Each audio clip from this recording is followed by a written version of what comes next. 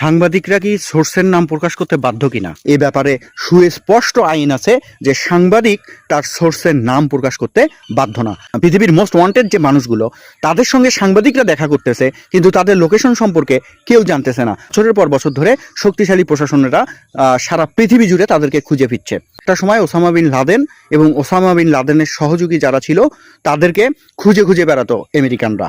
আমেরিকানরা যে তাদেরকে খুঁজতো, তারা কোথায় আছে তা আমেরিকানরা জানতো না।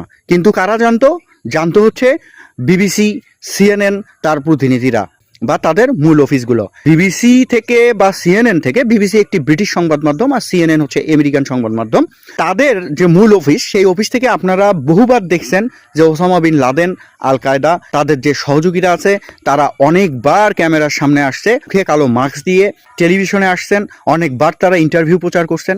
এখন বিষয়টা হচ্ছে, যেহেতু তারা ইন্টারভিউ প্রচার করছে এবং